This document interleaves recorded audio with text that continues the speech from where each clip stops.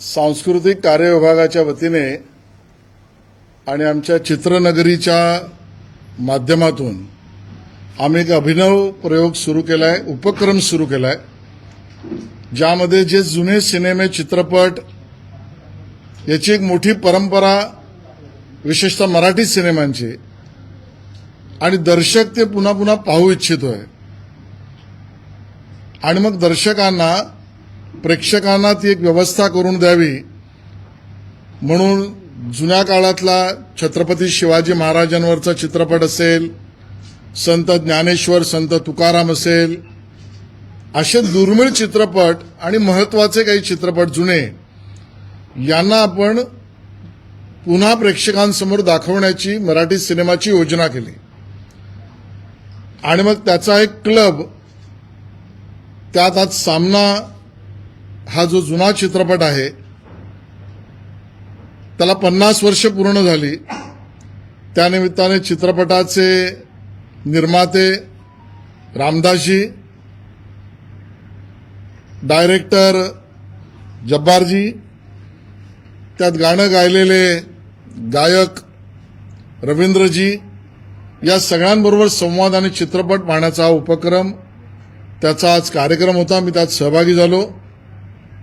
मला असं वाटतं की त्या चित्रपटातला, सामना चित्रपटातला जो संघर्ष आहे, सत्ता आणि नैतिकता, सत्ताधीश विरुद्ध नैतिकतेचं अधिष्ठान, हे त्या काळातलं चित्रण खूप बोलकं आहे.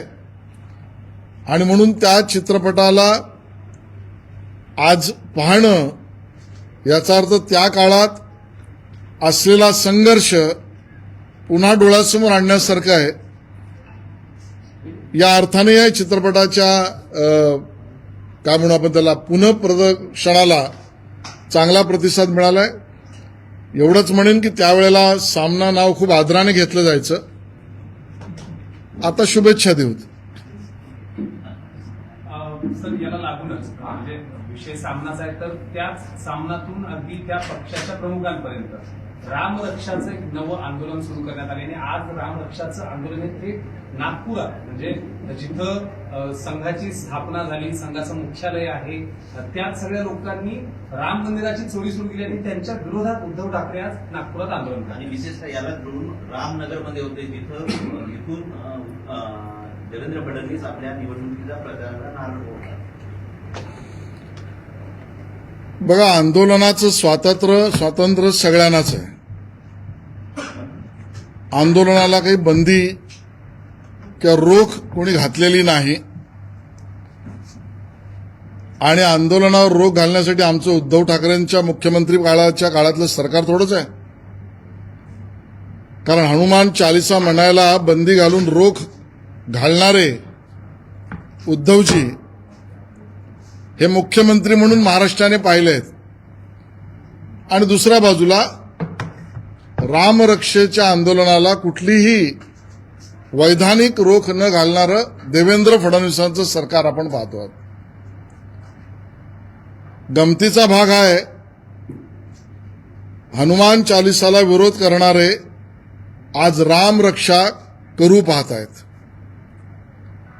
हनुमान चालिसावर रोख घालणारे आज रामरक्षा पठण करतायत. हनुमान चालिसा म्हणणाऱ्यांवर तुरुंगात डांबणारे उद्धवजींचे सरकार आणि त्यांचा पक्ष आज रामरक्षेचा कार्यक्रम अतिशय मुक्तपणे करतायत. या दोन सरकारमधला फरक बोलका आहे. आणि त्यामुळे आंदोलनाला कुठली रोख नाही, आंदोलनाचं स्वातंत्र्य अबाधित आहे. आता विषय आहे की आंदोलनकर्ते काय मागणी करतायत, काय मुद्दे मांडतायत, आणि दुसऱ्या बाजूला आंदोलन करणाऱ्यांची मानसिकता काय आणि त्यातलं मर्म काय. त्यामुळे पहिला भाग जो आहे की आंदोलनकर्त्यांची मागणी आणि मुद्दे काय, याच्यावर आपण पहिलं भाष्य करूया. राम मंदिरात तिजोरीत झालेला अपहार या विषयावरनं आंदोलन असेल आणि त्यांच्याच भाषेत त्यासाठी हिंदू जागृतीचं अभियान यासाठी जर आंदोलन असेल तर या मुद्द्यांवर मी एवढंच म्हणेन की राम मंदिरातील तिजोरीतला अपहार या विषयावर क्रोध, शोक आणि राग हिंदू जनतेचाही आहे. सत्ताधारी मग उत्तर प्रदेशच्या राज्य सरकारमधले किंवा अन्य कोणीही यांनीही व्यक्त केलाय. नंबर 1. नंबर 2, या अपहाराबद्दल गुन्हा दाखल झालेला आहे, चौकशी सुरू आहे. नंबर 3, उत्तर प्रदेश सरकारने या अपहारात ज्यांचा ज्यांचा हात आहे किंवा असू शकतो त्याच्या व्याप्तीच्या चौकशीसाठी SIT विशेष पथक नेमलंय. नंबर 4, या राम मंदिरातील तिजोरीतील अपहारामध्ये जे प्रथमदर्शनी आरोपी आहेत त्यांना अटक सुद्धा झाली आहे.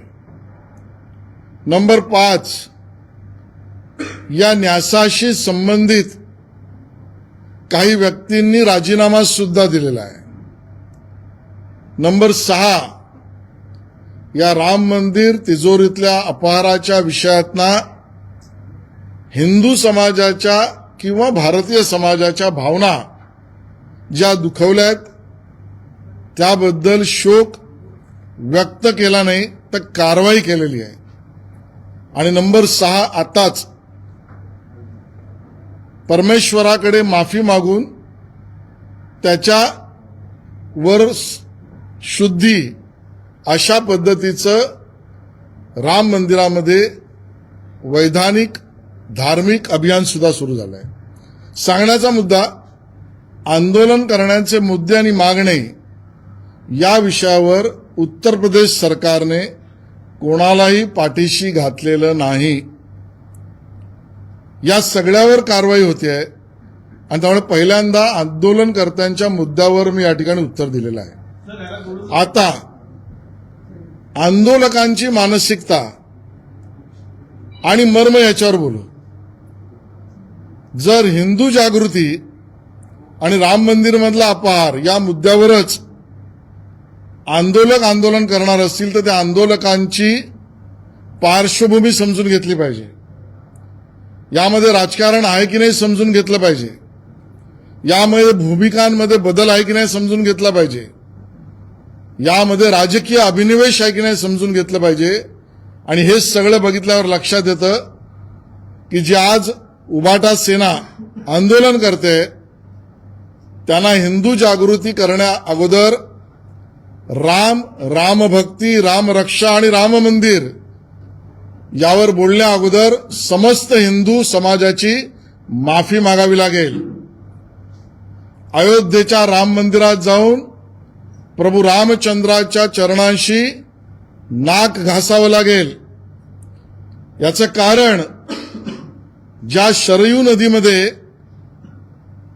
कोठारी बंधूंचा खून केला, त्यांनी बलिदान दिलं, त्यातले पापी समाजवादी पार्टी बरोबर उद्धवजी तुम्ही आहात, तुम्ही राहिलात.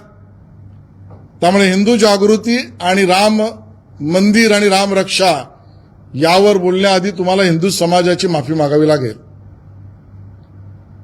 प्रभू रामचंद्राचं अस्तित्वच ज्यांनी अमान्य केलं त्या काँग्रेस बरोबर तुम्ही मांडीला मांडी लावून आहात.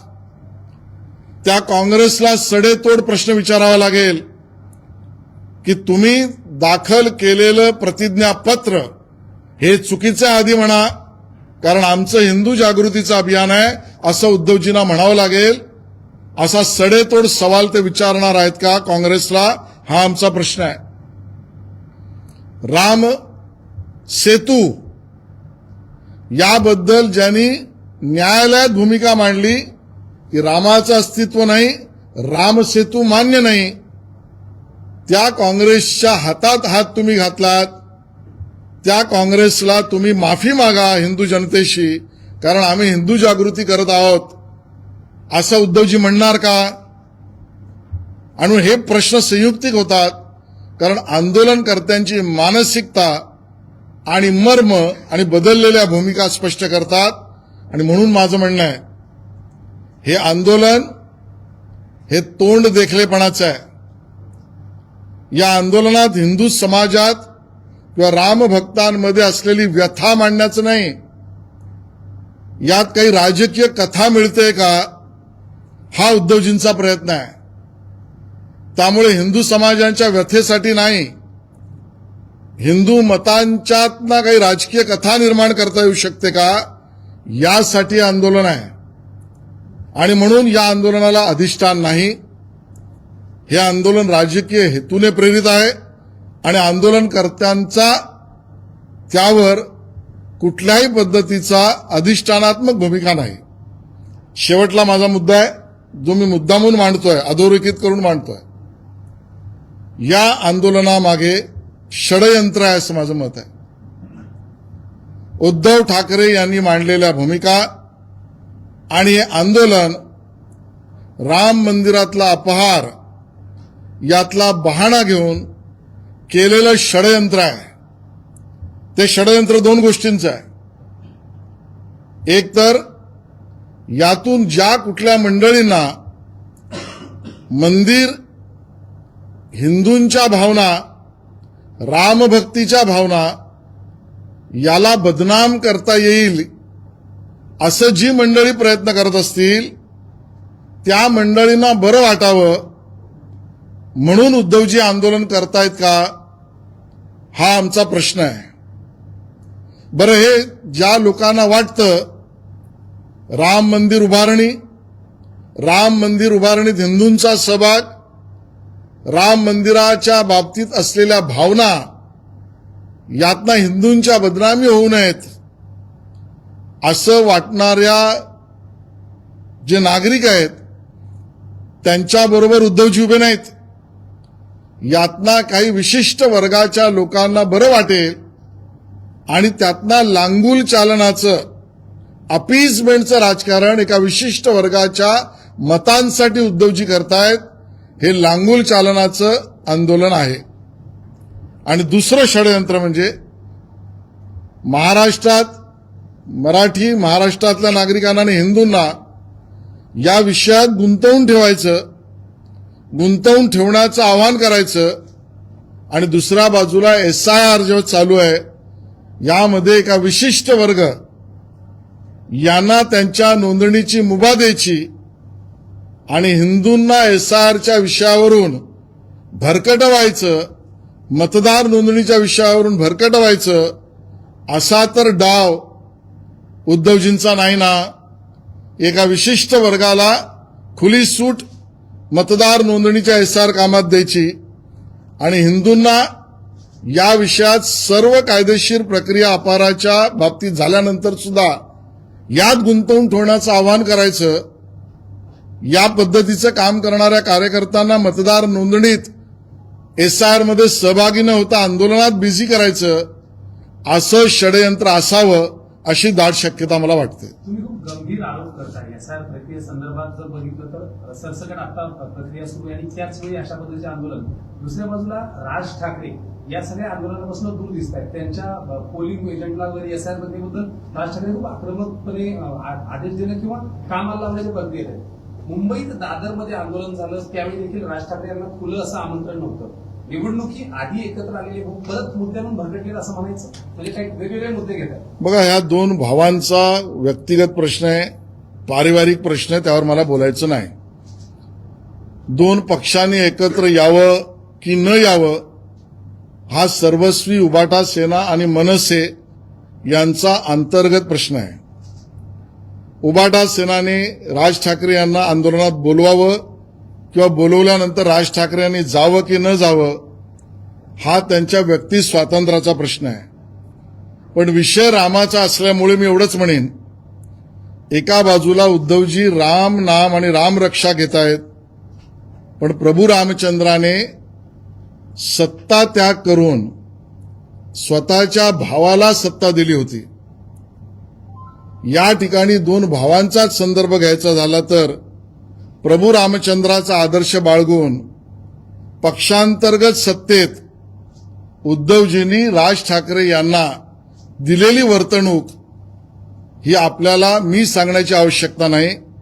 त्यामुळे यांनी राम भक्ती, राम रक्षा आणि राम राज्य याच्यावर बोलावे की नाही हाच प्रश्न आहे. सर, राम रक्षा जे आंदोलन आहे याच्यावरून लक्ष विचलित करण्यासाठी आज दिल्लीला कारवाई करण्यात येईल असं संजय राऊतांचे आरोप आहे. संजय राऊत बालिश आहेत, विपर्यासाच्या राजकारणाचे शिरोमणी आहेत आणि जाणीवपूर्वक अज्ञानी आहेत. उच्च न्यायालयाने दिलेला आदेश, त्या उच्च न्यायालयाच्या आदेशानुसार केलेलं काम मी तर ते कर्तव्यच म्हणेन. आणि प्रत्येक व्यक्तीच्या आरोग्याची चिंता करण्याच्या संविधानिक भूमिका यावर केलेली पोलीस कारवाई ही संपूर्णतः संविधानिक आहे. महाराष्ट्रातल्या एका गावात असलेल्या आंदोलनासाठी, देशात असलेल्या विषयाला धरून केलेल्या आंदोलनाला विपर्यास करण्याचा प्रयत्न संजय राऊत करतायत. माझा पुन्हा आरोप आहे, महाराष्ट्रातला मराठी माणूस, महाराष्ट्रातला नागरिक आणि विशेषतः हिंदू समाज याने एसआर मधल्या मतदार नोंदणीच्या प्रक्रियेपासून दूर राहावं. हिंदू मतदारांचं नाव नोंदणी करण्यापासून कार्यकर्त्यांनी दूर राहावं. याचाच अर्थ एका विशिष्ट वर्ग आणि विशिष्ट धर्माच्या लोकांना आता एसआर मधल्या मतदार नोंदणीत मुभा मिळावी यासाठी केलेलं षडयंत्र हे उभाटा सेनेचं आहे. राज ठाकरे यांनी जे आंदोलन सुरू होतं जंतर मंतरवर त्यालाच पाठिंबा दिल्याने केंद्र सरकारपुढे सवाल उपस्थित केले की अजूनही सरकार का लक्ष घालत नाहीये, धर्मेंद्र प्रधान यांचा राजीनामा का घेऊ नये. मला असं वाटतं, मी पुन्हा सांगतो, आंदोलन करण्याचा अधिकार प्रत्येकाला आहे. आंदोलनाला समर्थन देण्याचा अधिकार प्रत्येकाला आहे. पुन्हा इथे मी तेच सांगेन, पहिल्यांदा आपण आंदोलनकर्त्यांच्या मागणीचा विचार करू, मग आंदोलनकर्त्यांवर बोलूया. आंदोलन करणाऱ्यांच्या मागणीच्या बाबत मी राज ठाकरेजी असतील, उद्धवजी ठाकरे असतील, काँग्रेस असेल, या सगळ्यांना अतिशय नम्रपणे सांगतोय की नीटच्या परीक्षेमधली गडबड ही पोलिसांनी निदर्शनास आल्यावर त्यावर कारवाई केली, एसआयटी स्थापन केली, सीबीआयने पाळंमुळं खोदली, आपल्या संसदीय कार्यप्रणालीतल्या असलेल्या समितीने चौकशी सुरू केली, आरोपींना अटक झालं. यावर तंत्रज्ञानाच्या आधारावर समस्या निवारण करता येईल का परीक्षा घेण्याच्या, त्यावर काम सुरू झालं.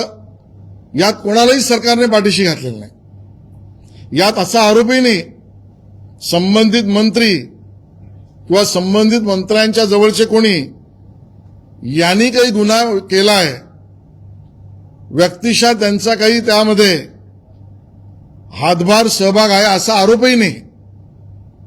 जी चूक, जो गुन्हा, जे घडायला नको होतं ते घडलं, त्याच्यावर संपूर्णतः सरकार पाळंमुळं खोडून चौकशी, अटक आणि ते पुन्हा होऊ नये म्हणून तंत्रज्ञानावर त्याच्यावरचं उत्तर हे शोधल्यानंतर आता एनआयटीची परीक्षा झाली. खरं तर आज अभिनंदन केलं पाहिजे महाराष्ट्रातल्या त्या माझ्या भगिनीचं, ती महिलांमध्ये देशात पहिली आली. आता परीक्षा होऊन मुलं पुढे गेली.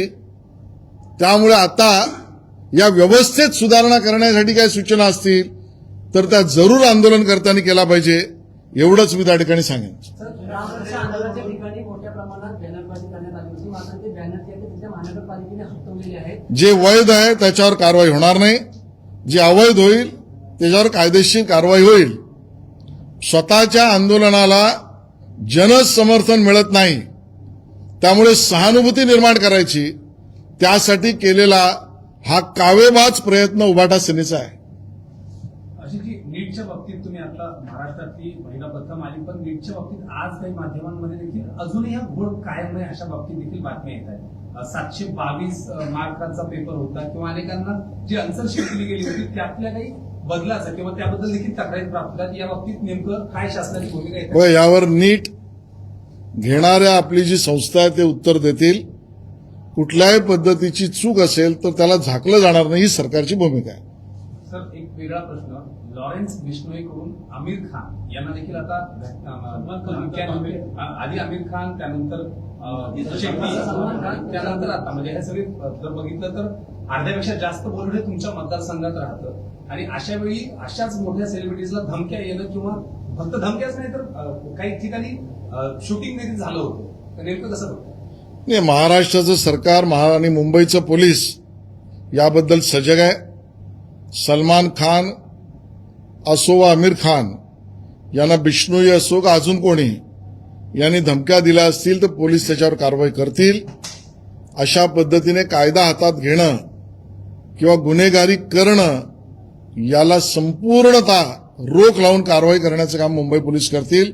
गृहमंत्री आणि पोलीस खातं सक्षम आहे. महाविकास आघाडी आधी खूप एकत्र दिसायची, पण आता महाविकास आघाडीचे महत्वाचे नेते मात्र त्यांच्याकडे कमी, तुमच्याकडे जास्त दिसायला लागले. मग जयंत पाटलांचा अगदी मागचा आठवडा जर बघितला, कधी मुख्यमंत्र्यांकडे, कधी उपमुख्यमंत्र्यांकडे, कधी दिल्लीतल्या भेटीगाठी, कधीपर्यंत हा मुहूर्त लागलाय, काय तुमची? दोन पद्धतीने उत्तर देईन. पहिलं तर महाविकास आघाडी एकत्र नाही हे आपल्या म्हणण्यात तथ्य आहे. याचं कारण रामरक्षा आंदोलनामध्ये काँग्रेस सहभागी नाही.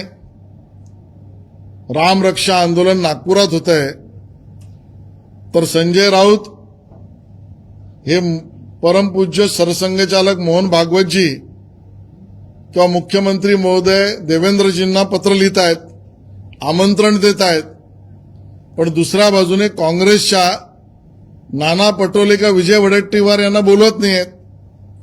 किंबहुना बोलवलं असेल तर नाना पटोले आणि विजय वडेट्टीवार दोन्ही नागपूर आणि नागपूर जवळचे आहेत, ते शिवसेनेच्या आंदोलनात जात नाहीयेत. याचा अर्थ रामरक्षा आंदोलनाला काँग्रेसचाच विरोध आहे आणि महाविकास आघाडीमध्ये एकमत नाही. पण हा राहिला त्यांचा अंतर्गत विषय. राहिला अन्य पक्षाचे, महाविकास आघाडीतले अन्य नेते हे भारतीय जनता पक्षाच्या किंवा मुख्यमंत्री पदावर बसलेल्या आमच्या देवेंद्रजींना सातत्याने का भेटतायत? तर का भेटलं नाही पाहिजे? राजकारणामध्ये भेटीगाठी झाल्याच पाहिजेत. राजकारणात जनतेचे प्रश्न एकमेकांसमोर मांडलेच पाहिजेत. जनतेच्या प्रश्नावर चर्चा केलीच पाहिजे आणि त्यातनं काही राजकीय निघणार असेल तर ते आपल्याला समजलंच पाहिजे. ती समजण्याची वेळ आपण वाट पाहूया. रामरक्षा आंदोलनातून ठाकरेंना राम पावेल असं वाटतंय? मी सुरुवातीला जसं म्हटलं की रामभक्ती, राम मंदिर आणि राम राज्य याचा पहिला मला समजलेला धडा जो आहे, ज्याला रामभक्तीत उतरायचं असेल त्याला त्याग या भूमिकेचा अर्थ समजून घ्यायला लागेल. भावाला स्वतः वनवास घेऊन राज्य करण्यासाठी विनंती करणं या भावना समजून घ्याव्या लागतील. उद्धवजींनी स्वतःच्या भावाबद्दल शिवसेनेच्या संघटनेचं प्रमुखपद मिळवण्यासाठी काय केलं हे महाराष्ट्राने पाहिलंय आणि त्यामुळे यांना राम भक्ती, राम राज्य आणि राम मंदिर यावर बोलण्याचं अधिष्ठान आहे का, हाच प्रश्नचिन्ह आहे. आणि जे प्रश्नांकित आहे या विषयावर त्यांना प्रभू रामचंद्र पावेल का, मी सांगू शकत नाही. पत्रकार परिषदेत तुम्ही उल्लेख केला की खासदार हेमा मालिनी सदिच्छा भेटीसाठी आल्या होत्या, प्रतिक्रिया नाही तर प्रतिक्रिया काय द्यायची? त्या आणि माझा परिचय बऱ्याच वर्षांचा आहे. काही व्यक्तिगत आणि काही सामाजिक कार्यक्रमाच्या उपक्रमासाठी त्या मला भेटायला आल्या. त्यांनी मला त्यावेळेला ही शाल प्रेमाने त्या ठिकाणी घातली, ती आज दिवसभर मी ठेवली. विलीकरणाचा एक प्रश्न आहे.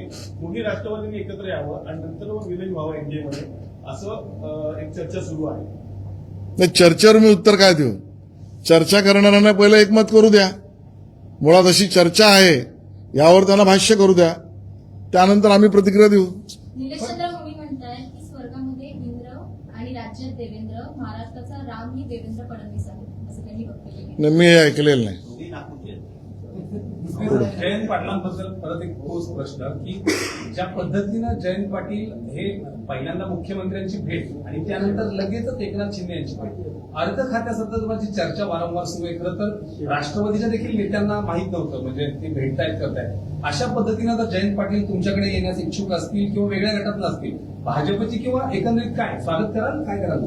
मुळात जयंत पाटील हे राजकीय भेटीसाठी गेले होते का सामाजिक आणि आपल्या विभागातील कामांसाठी गेले होते याबद्दलची स्पष्टता आणायला लागेल. आणि त्याबद्दल स्पष्टपणे मला जे माहिती आहे त्यामध्ये जयंत पाटील असं म्हणाले की आमच्या विभागातील काही प्रश्न मुख्यमंत्री उपमुख्यमंत्री महोदयांकडे मांडण्यासाठी मी गेलो होतो. आता जर ते तसे असतील गेलेले तर त्यात गैर काहीच नाही. आणि जयंत पाटील दुसरा प्रश्न भाजपकडे येणार की नाहीत याचा प्रश्नाचं उत्तर जयंत पाटील यांना द्यायला लागेल. आणि ज्यावेळेला ते मानसिकता स्पष्ट करतील त्यावेळेला भाजप आपली भूमिका मांडू शकेल. अजून एक आंदोलन महत्वाचं आहे म्हणजे थेटपणे तुमच्या खात्याशी निगडीत नसलं तरी शक्तीपीठ महामार्गाच्या विरोधात आता खूप वातावरण तापवायला सुरुवात झाली. आज ते काही मेळावा पार पडतोय. सतेज पाटील किंवा पश्चिम महाराष्ट्रातले अनेक लोकही शक्तीपीठ मार्गाच्या विरोधात आहे. काय नक्की थेटपणे जरी नसला तरी इनडायरेक्टली शक्तीपीठ आणि हे सगळं बघा, कुठलाही नवीन विकास किंवा विकासाची योजना आली की त्याच्यावर मतमतांतर असणार. त्यात काही निर्णयामध्ये योग्य आणि अधिकचं योग्य अशी तफावत असणार. यावर लोक आपलं मत आग्रहपूर्वक मांडणार आणि ते योग्य पण आहे. शक्तीपीठाच्या या विकासाच्या योजनेमध्ये ज्या व्यक्तींचं नागरिकांचं आणि विशेषतः शेतकऱ्यांचं काही म्हणणं आहे ते म्हणणं सरकार नक्की ऐकून घेईल. त्या ऐकून घेतल्यानंतर त्यावर सकारात्मक निर्णय काढेल. कुठलाही अमानवी चेहऱ्याने विकासाचं काम सरकार करणार नाही. समावेशकता विकासाचा पाया आहे. या आधारावरच या विकासाच्या योजनेचा शक्तीपीठाचा निर्णय होईल. आम्ही सगळ्यांचं ऐकून घेऊ. प्राजक्त तनपुरे यांचा जेव्हापासून करेक्ट कार्यक्रम झालेला आहे तेव्हापासून जयंत पाटलांचं काही मन लागत नाहीये. ह्याचं उत्तर त्यांनाच द्यायला लागेल. त्यांचं मन कुठे आहे, मन कशात लागलंय आणि मन कुठे जाण्यासाठी उत्सुक आहे याचं उत्तर जयंत पाटलांनाच द्यावं लागेल. जयंत पाटील यांनी सांगितलं की निवेदनाबाबत कोणती आमची चर्चा झालेली नाही, त्याशिवाय एनडीएने आम्हाला निमंत्रण देखील दिलेलं नाही असं. मग ह्याच्यावर मी भाष्य काय करू? अमित ठाकरे म्हणतायत अमित ठाकरे यांनी राज ठाकरे यांना घेऊन दिल्लीला जायला पाहिजे, घरी बसून कोण म्हणतंय असं? अंजली रवानी असं म्हणतात. अजून म्हातारे झाले नाही असं पण मागतो. हा, अजून म्हातारे झालेले नाही असं पण राज मागतो. ठाकरे अजून म्हातारे झाले नाहीत, त्यांनी दिल्लीला जावं, घरी बसून पाठिंबा देऊन काही होणार नाही असं त्यांचं म्हणणं. नाही, मला असं वाटतं की आंदोलन करण्याचा अधिकार प्रत्येकाला आहे, त्याला समर्थन देण्याचा अधिकार प्रत्येकाला आहे, आंदोलनात सहभागी व्हा असं आवाहन करण्याचे प्रत्येकाला अधिकार आहे. आता अंजलीताई अमित ठाकरे यांना काय आवाहन करतात आणि त्याबद्दल राज ठाकरे यांच्यावर काय भाष्य करतात आता आम्हाला बघायचं. यावर अमित ठाकरे आणि राज ठाकरे काय उत्तर देतात. अंजली दमाने असं देखील म्हणते सरकारला हृदयच उरलेलं नाही आहे. हा, काय उरलं नाही. हृदयच नाही सरकारला. एक दिवस तरी अमित शहानी उपोषण करून दाखवलं. सोनम वांगचुक बघा, असं आहे की जनतेच्या प्रश्नासाठी आंदोलन करणं यात गैर काही नाही. पण तो जो आंदोलनाचा मुद्दा आहे मी मगाशी सांगितलं आणि मागणी आहे, या विषयावर कारवाई झाली की नाही हे आपण समजून घेणं आवश्यक आहे. माझ्या दृष्टीने या विषयावर कठोर कारवाई आणि मागण्या पूर्ण करण्यासाठी समस्या निवारण यावर सरकारने काम केलंय, गांभीर्याने करतंय. यात काही सूचना असतील तर अंजली त्यांनी जरूर द्याव्यात. अशा पद्धतीच्या विधानाने प्रश्न सुटणार असतील तर त्यांना लखलाप लागो. जर वेगळा प्रश्न पालकमंत्री पदाचा क्रीडा रायगडचं अजून सुटला नाही म्हणजे सरकारचा प्रश्न आहे. खूप दिवस झाले पालकमंत्री पद तसंच बाकी रायगडचं. आता एकमत झालंय, एकमताचा निर्णय होईल. भास्कर जाधव यांच्या कार्यालयाला तुम्ही सदिच्छा भेट दिली, मात्र चिपळूण मधलं राजकारण दौडून निघालं. नाही, मी सदिच्छा भेट दिली यात गैर काहीच नाही. भास्कर जाधव यांना मी रत्नागिरीच्या दौऱ्यावर आहे असं कळल्यावर त्यांच्या कार्यालयाने माझ्या कार्यालयाशी संपर्क केला, माझ्या सचिवाशी त्यांच्या कार्यालयाने संपर्क केला. त्यांच्याकडनं अशी अपेक्षा व्यक्त केली गेली असं मला सांगण्यात आलं की नमन, खेळ आणि जाखडी याला जे अनुदान देण्याचा निर्णय आपण केला, दशावताराच्या प्रायोगिक अनुदानात जी दुप्पट वाढ केली, या दोन्ही गोष्टी ज्या सरकारने लोककला आणि लोककलावंतांच्या हिताच्या केल्या याच्यावर भास्कर जाधव सुद्धा सभागृहात बोलले होते आणि म्हणून मला असं वाटतं कदाचित त्यांनी त्याबद्दल त्यांच्या शुभेच्छा आणि शुभकामना देण्याचा विचार माझ्या कार्यालयाशी, माझ्या सचिवाशी मांडला. मी त्याला होकार दिली. मी भारतीय जनता पक्षाच्या कार्यालयाला जिल्ह्याच्या ज्या भेट द्यायला गेलो तिथून 2 गाळे सोडून भास्कर जाधव यांचं कार्यालय आहे. त्यामुळे त्यांच्या केलेल्या आव्हानाला मी प्रतिसाद देऊन त्यांच्या कार्यालयात गेलो. त्यावेळेला ते कार्यालयात नव्हते. त्यांच्या कार्यकर्त्यांनी आणि नगरसेवकांनी भास्कर जाधव यांनी सन्मान करायला सांगितला म्हणून माझा सन्मान केला. मला वाटतं सांस्कृतिक कार्यालय मंत्रालयाचा मंत्री म्हणून अशा पद्धतीच्या सांस्कृतिक आणि लोककलेच्या विषयामध्ये एकमेकाबद्दल आदरभाव असणं, याच्यात काही गैर असण्याचं कारण मला वाटत नाही.